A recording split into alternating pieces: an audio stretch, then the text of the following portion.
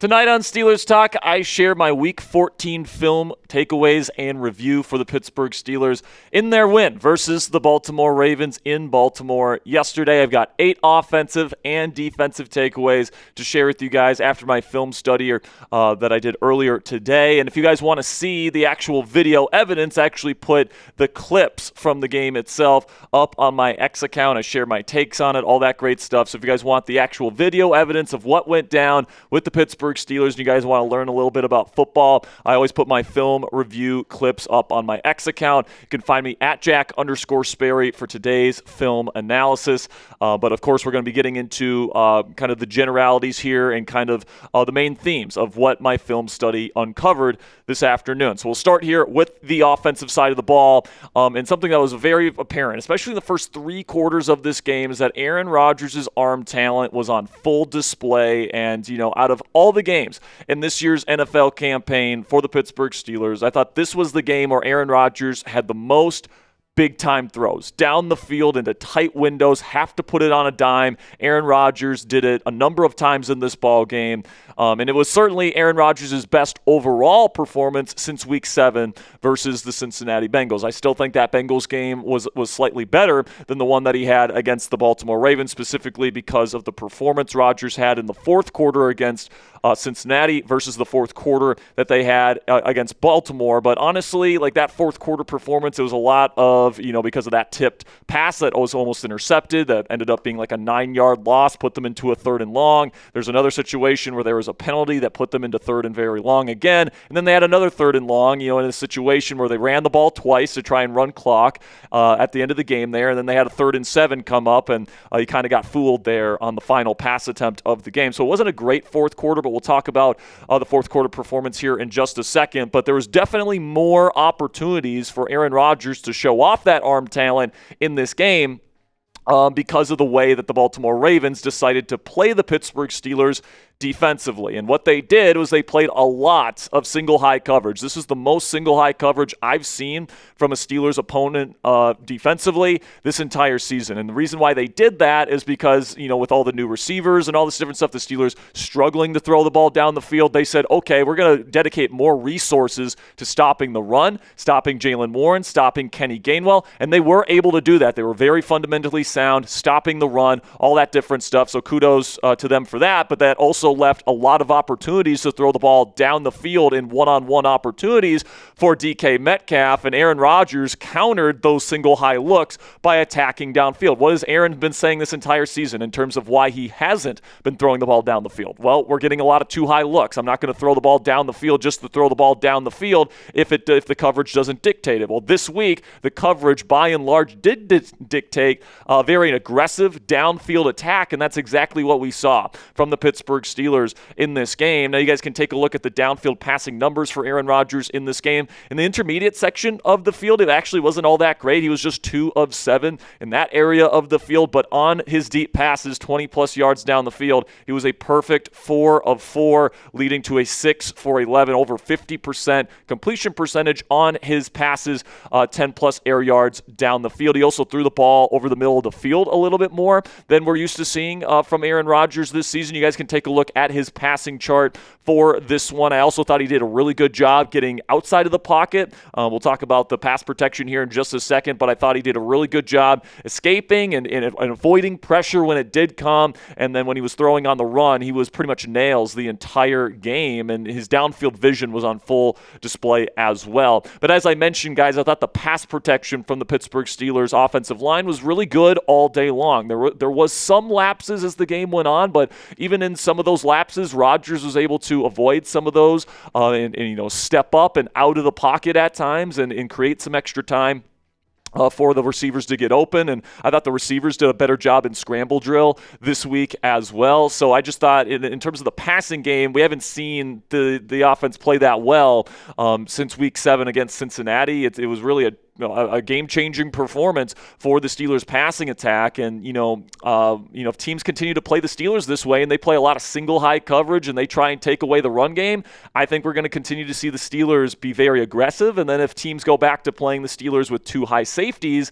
like a lot of the teams that we've played this year have done, you're going to see this team continue to run the football and do it effectively with Jalen Warren and Kenny Gainwell. So right now the Steelers, I think, have a good pick your poison kind of dynamic where you're kind of forced to pick between the run game or the deep passing game. And I think the Steelers proved this past week that they are capable of executing that downfield passing attack if you take away the run. Specifically, here are some players that I want to talk about here. Adam Thielen only had one catch for 4 yards, but I thought he looked really solid. He was only on the field for 10 passing plays in this game. Actually, Marquez Valdes-Scantling and Calvin Austin III got more pass game snaps than Thielen did, even though Thielen was out there on early downs and was out there for run plays more. I think he had like 25 snaps in this game. MVS and Calvin only had 16, but the Steelers definitely lean more on MVS and Calvin for the heavy passing situations here. But I thought Thielen on his 10 reps looked pretty good, looked pretty crisp. There was multiple instances where he was open. He did get, and of course, one of those was a really good route to get 4 yards on a 2nd down and 5. That was his lone catch. But I think people would be looking at this game a lot differently here if this pass here in the 4th quarter didn't get deflected up into the air. As you guys can see on the photo, Aaron Rodgers is throwing this to this guy right here. That's Adam Thielen. You guys can see in the middle of the field in that little vacated zone. They're playing a 3-man fire zone here. And of course, 3 defenders deep. And one of the underneath defenders there is taking the shallow cross, which is Jonnu Smith, leaving Thielen on the seam wide open. Rodgers sees that and rips it to him. And if this pass doesn't get deflected, that's going to hit Adam Thielen in stride. And who knows, maybe even takes that thing to the house and splits those 2 deep defenders. So, I think that we view Adam Thielen's performance as completely different if this pass doesn't get deflected in the air. And frankly, I think we think about Aaron Rodgers' performance specifically in the 4th quarter if he completes this pass. So good play by Baltimore. Unfortunate that the Steelers weren't able to capitalize on this opportunity. But Thielen, I thought, showed some good chops, route running and stuff like that. Looking forward to seeing what he can do in the future weeks here in the Pittsburgh Steelers offense. But another receiver I thought had a really good day, despite some lack of opportunities, was Calvin Austin III. Like I mentioned, he had more snaps than Adam Thielen in this game. Had 2 targets, had a 31-yard completion down the sideline, beat press coverage on a go ball, nearly housed that thing. If Chido Awuzie doesn't trip him up, that's going to be a 75-yard house call, and he was getting open pretty consistently throughout the afternoon. He had a couple of in-breakers where he got open. He had an out-breaking route where he got open on as well. Like, Calvin was pretty consistently getting open, and I've always thought Calvin was a good route runner as long as, the opposing corner doesn't get too physical and gets their hands on him. He's usually somebody that can get open and be a solid option for his quarterback. So you move forward here with this wide receiver trio of DK Metcalf, Adam Thielen, Calvin Austin III, and then you get MVS as that really reliable 4th option. And who knows, maybe Roman Wilson can get back in the mix here. Ben Skoranek has also played quite a bit here these last few weeks as an early down run blocker type. Certainly appreciate his contributions. He had a nice 13-yard completion and scramble drill yesterday. So I think with the addition of Adam Thielen and Marquez Valdes-Scantling to the active roster now, I think that this is a wide receiver room that the Steelers can absolutely work with, along with their tight end talent as well. And speaking of the tight ends, Aaron Rodgers just pretty much ignored Jonnu Smith in this game, and I can't blame him. He stinks. He's never open. So Jonnu is somebody that doesn't block well, doesn't run good routes, doesn't have good hands. You guys know the whole spiel. I've said it a million times on this channel. But Aaron Rodgers definitely ignored him in this game, just had 1 target, and it was incomplete. But then Pat Freiermuth actually usurped Jonnu Smith in terms of the total snap share in this game. Muth actually led all Pittsburgh Steelers tight ends in snaps in this game. Now, obviously, that it helps when Darnell Washington goes down in the 2nd quarter with an injury, but Pat finished with 31 snaps on offense. Jonnu finished with 27 snaps on offense. So I hope that this trend continues, and I hope Arthur Smith takes it to an even higher level. Pat Freiermuth is clearly a better option as a receiving tight end than Jonnu Smith. Obviously, we're really hoping Darnell Washington can get back from his concussion as soon as he possibly can. And when they do go to those 2 tight end sets, I really hope that it's Darnell and it's Pat out there more often than not, and Jonnu Smith's role gets shrunk down to maybe less than 10 snaps a game, because really there's no reason for him to be out there more than that, in my opinion. 27 is still too much. That's more than any other Steelers receiver other than DK Metcalf in this football game. It's more than Adam Thielen. It's more than Calvin Austin III, MVS, all these guys. I would rather have those receivers get on the field more often than Jonnu Smith, who's essentially just a wasted body out there for the Pittsburgh Steelers offense. And, on passing downs, I think this is what it should look like. All right, you go 11 personnel. You have DK Metcalf and Calvin Austin III, two really speedy wide receivers on the outside. Then you get Adam Thielen in the slot. He can run those option routes. He can run those corner routes. He can run slants. He can run angle routes too. Like, he can do a lot of different stuff. He's a very versatile route runner with really reliable hands and good physicality as well. Then you get Pat Freiermuth as your receiving tight end out there. You can leave Darnell and you can leave Jonnu on the sideline in these kinds of heavy passing situations and go towards Freiermuth. And then Kenny Gainwell's been the third down back all season long, so that's why I put him there. But if you want to put Jaylen Warren out there as well, no problem with that. We all know Jalen is more than capable as a third down back, and I can definitely live with this rotation for the rest of the way. And I think the Steelers' passing attack can actually be pretty darn good with this wide receiver trio and that tight end. And, of course, Kenny is more than capable of being a check down option as well. And I've been seeing a lot on Twitter, people being worried about the Steelers' fourth quarter. And listen, man, the results are not what we want to see, right? You want to put the Baltimore Ravens away when you had opportunities to do so, and they had multiple. But unfortunately, it just didn't go your way in the fourth quarter. But I don't think it's necessarily anything to worry about long term. All right, you had a delay of game penalty that puts you into 3rd and 11, and then the play that they had, it just didn't work. All right, so that's nothing necessarily that I'm worried about long term there. You just got to stay out of those 3rd and long situations. I think the Steelers did a pretty good job of that in this football game. And, the next drive, you have that tip pass that's nearly intercepted. That puts you in 3rd and 19. You have pretty much no chance of converting that. And then on the next drive, you're trying to kill clock. 2 unsuccessful runs puts you in a 3rd and 7. And then I thought the Baltimore Ravens had a really good disguise, and it kind of fooled Aaron Rodgers. So it's even though, you go 3 and outs in the fourth quarter, it's not what you want to see from the offense. It's not necessarily anything I have long-term concerns about for the Pittsburgh Steelers offensively moving forward. So what say you guys? Let me know down there in the comment section. What is the grade that you would give for the Steelers offense this week against the Ravens? Give me an A, B, C, D, or F. I'm going to give it a B+.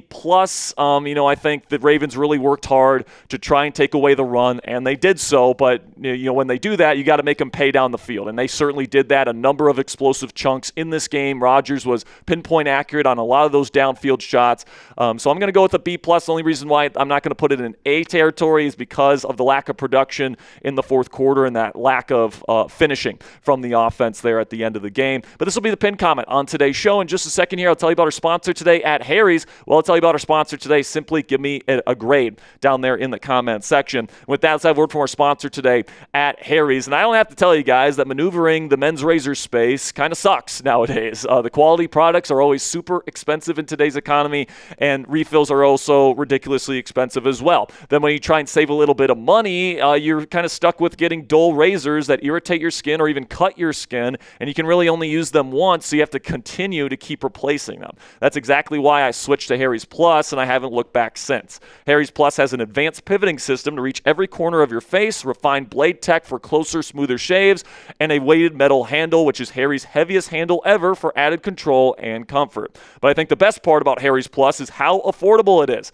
Harry's owns their own world-class blade factory in Germany, which means no outsourcing and no middleman. And because they control the entire process from steel to shelf, they keep costs low and pass the savings on to you. And even after all this innovation that they've put into this new product, Harry's Plus still costs less than Gillette Fusion. And to put a bow on it all, if you don't love your shave, Harry's will make it right with you, no questions asked. Their risk-free trial means there's zero downside to giving Harry's a shot. And guys, I've been using Harry's ever since I was in college, and the reason for that was because I didn't have any money, right? But I didn't want these kind of crappy products that you can get that are super disposable and all this different stuff, but I wanted something that could give me a barbershop quality shave at a price that I could afford. And once I found Harry's, I have not changed my shaving products since, and I absolutely love the new Harry's Plus line. I actually brought my Harry's Plus razor to show you guys. I use and love this product, and I really like the premium feel of the weighted metal handle. It just gives you that extra sense of control and that premium feel that I really appreciate. So for a limited time only, you guys can get the Harry's Plus trial set for only $10 at harrys.com/chat. This set includes the all-new Harry's Plus razor, one refined 5-blade cartridge, a 2-ounce foaming shave gel, and a travel cover to protect your blades on the go. Just head on over to harrys.com/chat to claim this offer, and after your purchase, they'll ask where you heard about them. Please support our show and tell them that we sent you. A big thank you to Harry's for sponsoring today's edition of Steelers Talk. My first takeaway on the defensive side of the ball now is that I think that the Pittsburgh Steelers consistently get too hot too early. Now, what I mean by that is that the motor runs hot and they're expelling a lot of energy. They're playing with really high effort in the first few quarters of the game, and that's something that you appreciate, right? These guys are ready to go. They're juiced up. They're ready to play, and that's something that you like, but because the defense is on the field for so long, there's only so many full effort reps that they can have before they start running out of gas. And what have we been seeing from the Steelers defense consistently all season long is that they run out of gas, and especially the run defense starts to really be worse for wear once we get into the third and fourth quarters of ball games, as opposed to some of the better starts that we've seen from this run defense, in particular in the first and second quarters and in the first halves of ball games. All right, so I think that you have to do a better job managing stuff. You have to do a better job rotating these guys in. Now, at some areas, the rotation is not necessarily as deep as you would like, and you're going to have to figure out a way to simultaneously be able to stop the run and be able to get stops early in the game and play with high effort and all that stuff, but also find a way to keep you fresh throughout the course of a game. And part of this is the offense. You got to stay on the field more. You can't have as many 3-and-outs and stuff like that. But also, I think part of it too is that they are just running too hot early in games. And even though that might lead to some good results early in the game, you're gonna feel it in the third and fourth quarters, and we certainly have this season. Now, getting to some individual performances here. We'll start with the up front on the defensive line, and it didn't look good, guys. Multiple members of this defensive line driven backwards consistently. I thought Y.A. Black was up and down in this game. He had some really great reps. He had an awesome bull rush on Daniel Falele in the fourth quarter of this game to put a pressure on Lamar Jackson. He had a couple really great run stuffs. Like every single week when Y.A. Black plays, you see the flashes and you see the potential, but then you also see him getting off balance. You also see him play with really high pad level. You can particularly see Y.A. Black run out of gas in the second half of games. I mean, just 2 weeks ago against Buffalo, he had one of the best first halves of any defensive lineman on the Steelers this year. He was a menace against the run against the Bills in the first half, and then he was terrible in the entire second half. And, it's just been Jekyll and Hyde this year with Y.A. Black, and he's a young player. He's still developing. I think he's eventually going to get to a point where he's a full-time starter here in Pittsburgh, but he is so much better as a defensive end, a 4-eye in this defense, than he is a true nose tackle. And Keanu Benton had to leave this game early with a little bit of an ankle injury. Black had to go play nose, and he was terrible at it, man. He was pushed off the spot super easily, even more easily than Keanu Benton. But yeah, I think Y.A. Black is a future 4-eye in this defense, and probably not a nose tackle despite his massive frame. But, just talking about the nose tackle in general now, we don't have one on this team. Now, Mike Tomlin has talked about in the past how the true nose tackle doesn't exist in the National Football League anymore, but that's kind of BS. There's a lot of teams with true run-stuffing nose guards in this league still, and I know where he's coming from there because every team plays nickel, and there's not a whole lot of base defense anymore unless teams are playing 2 tight ends, and then we're actually seeing more base defense now because of the teams playing a lot of 2 tight ends and 3 tight end sets around the National Football League. But I think especially with these teams that want to play heavier now and want to play with multiple tight ends, you got to have a good run stuffer there in the middle of the defensive line that's going to hold that middle of the defensive line and hold the line of scrimmage. And unfortunately, the Steelers don't have any of those guys. Y.A. Black plays with too high of pad level to make that happen. And then Keanu Benton, he's more of a penetrator. He's got fast hands, violent hands. He can get into the backfield to make some splash plays. But if you ask him to take on a double team and hold that line of scrimmage, he's not going to do it. And this is another classic case of miscasting from the Steelers coaching staff, putting this guy at nose tackle when they go to their base formations. But it's not like they have anyone else that can play this role outside of maybe Derek Harmon, who's injured right now, and then Daniel Equale, who's injured for the rest of this season. They're in a really tough spot, man, right now from a roster perspective, because they don't have anybody on this defensive line that can adequately play nose tackle, and it's a big issue in terms of stopping the run consistently in this defense. And, honestly, I think the Steelers should look to free agency this week and try and see if there's a nose tackle out there that's ready to play. And, I think probably the best option out there is probably Naquan Jones, who just got released by the Chargers today. He's been a rotational nose tackle on early downs for LA this year. Reason why they released him today is because they had to add Omarion Hampton, their running back, to the active roster, and somebody had to be released, and Naquan Jones was the odd man out. So he's played in 8 games this year, and he's been a rotational piece for them as a true nose tackle that's over 310 pounds. I would say the Pittsburgh Steelers may be in on claiming him off of waivers this week, as they could certainly use somebody to plug in on early downs there in the middle of their defensive line. Some other defensive tackle options in free agency. We talked about Christian Wilkins in our video earlier today here on Steelers Talk. I don't think that's super likely, but he's definitely the biggest and best name still on the free agency market. Montravius Adams is a former starting nose tackle for the Pittsburgh Steelers for multiple seasons. I don't think he's great, but he understands the language of this defense, and he could be plug and play potentially.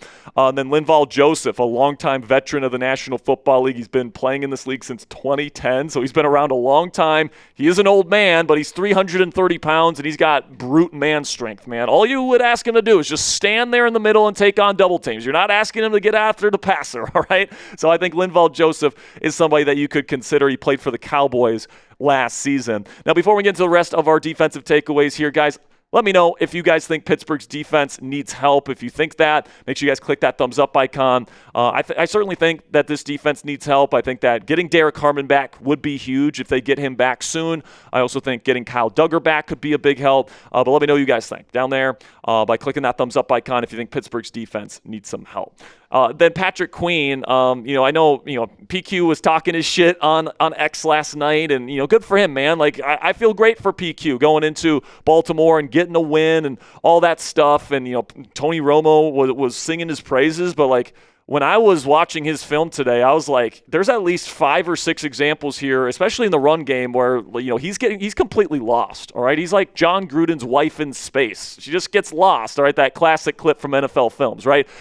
He's just not in the right spot consistently. And, sometimes he takes really bad angles to the rusher, that big rush with Keaton Mitchell going 55 yards at the start of the third quarter.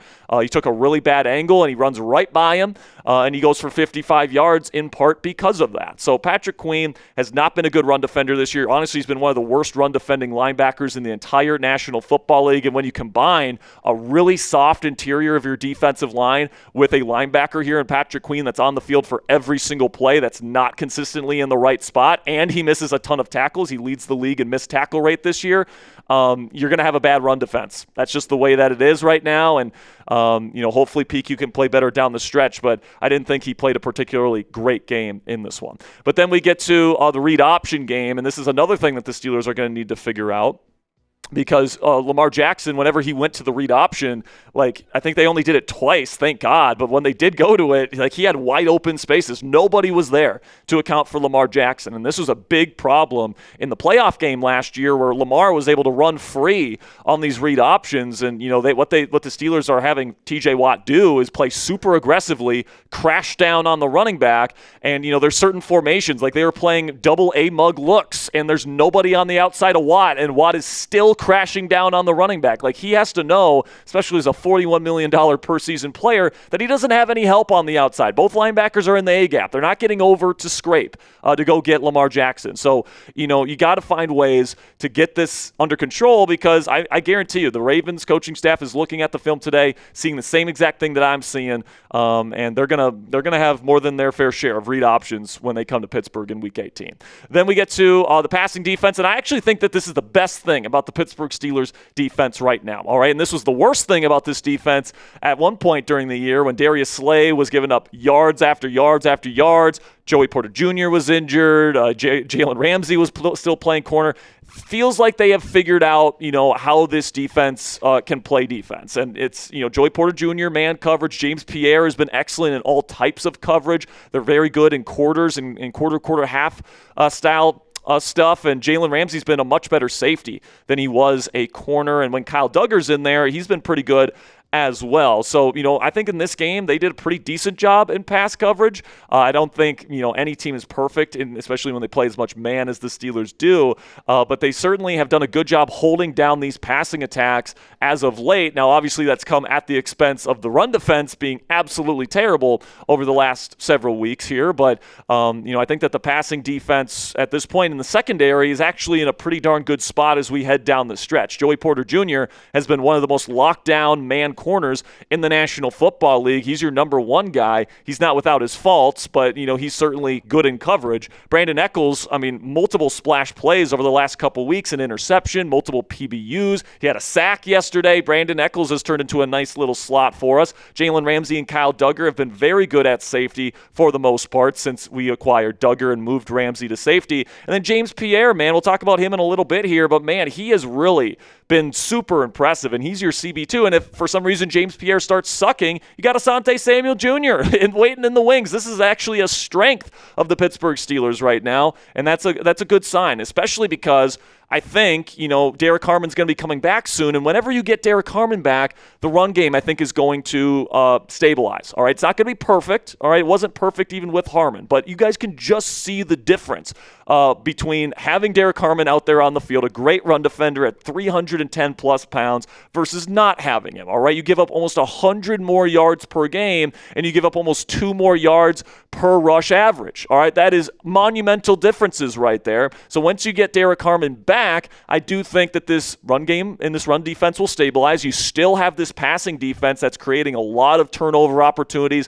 They're doing a good job in man coverage. I honestly think that this defense is set up here to play their best football down the stretch when they get Derek Harmon back, which hopefully will be soon. But now talking specifically about James Pierre, I think he saved this cornerback room. I really do think that because obviously the signing of Darius Slay was a complete disaster. It kind of seemed like Mike Tomlin and Terrell Austin were bringing Darius Slay in to be a lockdown man corner, which he isn't anymore. He's a quarters, off zone type of corner.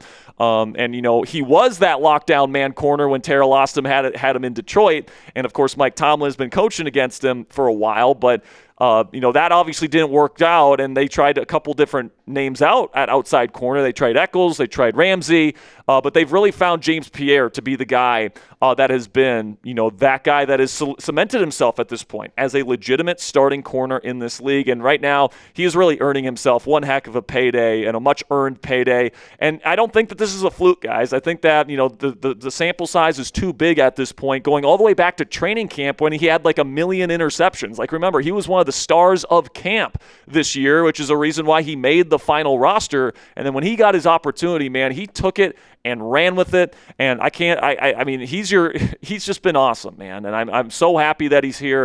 It's going to be interesting to see if the Steelers keep him around, because I don't think he's going to be cheap next offseason. But let me know what you guys think down there in the comments section. Should the Pittsburgh Steelers bring James Pierre back next season? Keep in mind, he's not going to be inexpensive, all right? So type those S's for sign or type P for pass. Let me know what you guys are thinking down there in the comments section. My final film takeaway here for the defensive side of the ball is that Alex Highsmith completely took over in the fourth quarter. All right, like multiple run stuffs, playing with reckless abandon. Of course, he had that final sack on Lamar Jackson to seal it. He's just awesome. And he was playing with kind of an ankle, with a little bit of an injury to his ankle in the second half of this ball game. So the fact that he put that kind of effort on film, that kind of impact on film, despite not being 100%, just goes to show you the type of player that Alex Highsmith is, man. He is a Pittsburgh Steeler, and, you can certainly have your opinion about keeping him long-term with Nick Herbig in the building and all this different stuff. I'm sure those conversations will be had. But in terms of this season, I am extremely grateful that Alex Highsmith is a Pittsburgh Steeler. Now, tomorrow, we're gonna turn the page here and move our focus to Week 15. I'm going to be starting here with our Week 15 preview. Steelers versus Dolphins on Monday Night Football. It's a big matchup. The Steelers can pretty much knock the Dolphins out of playoff contention if they win. And, of course, if they win, that really puts a lot of pressure on the Baltimore Ravens in the weeks to come before we play the Ravens again at home in Week 18 in the season finale. But make sure you guys click that subscribe button if you haven't already. Again, that preview will come out around lunchtime tomorrow, I would say. So make sure you click that subscribe button, turn on those notifications so you never miss a free video from us here at Steelers Talk.